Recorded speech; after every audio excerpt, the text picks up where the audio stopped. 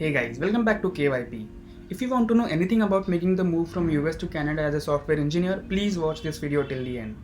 So today we are going to be talking with Advait Chabukswar, who recently made this move due to visa issues. Alright, let's get to it. Hi Advait, welcome to KYP. Thank you so much for taking out time to share your story. We are very happy to have you here. So can you tell us something about yourself? What do you do? Thanks, Harshit. Hi everybody. My name is Advait, and I'm a software engineering professional, and I'm working at Capital One right now. So I did my engineering from India in Mumbai, and then I went to the States to pursue my higher studies. I did my master's in computer science over there, and worked for 4 years. And now I'm living in Toronto, Ontario, Canada. Okay, so now that we have some background information, let's get to the meat of it. So why did you have to move to Canada?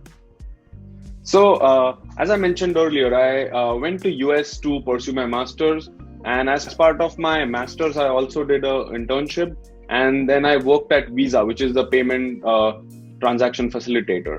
So, to give you a background, for most of the people, there are two ways to go to US, stay in US, and work in US. One way is we go as a student, which is on an F1 visa, get an H1B, and then eventually get a green card. Or some people directly go there on H1B.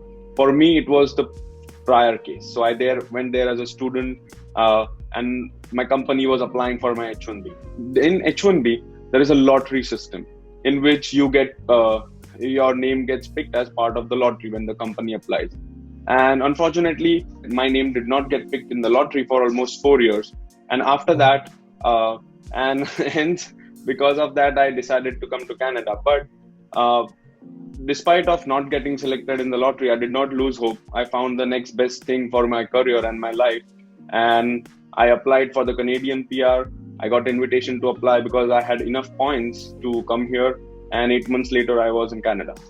Wow, that is amazing.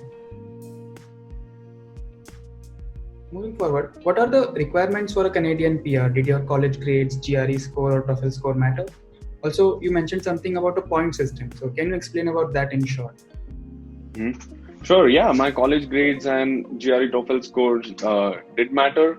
So, regarding the point system, so Canada has a really good system where they allow entry of permanent residency over here based on your qualification and your merits. So, this point system considers various factors like your grades, your age, your education level, and a lot of different things to give you a permanent residency.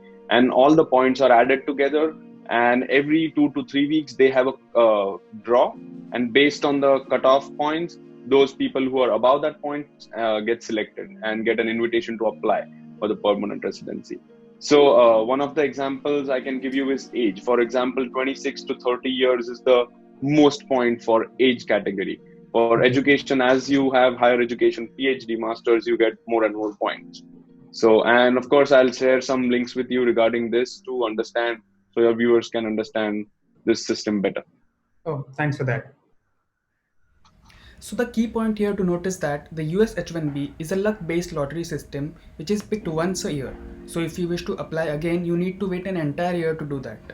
Whereas the Canadian PR is a merit-based system, the decision on which is made every 2 weeks. So you can apply again as long as there are changes in your application. Great. Now that you had secured your PR, how did you find your new job in Canada? Right.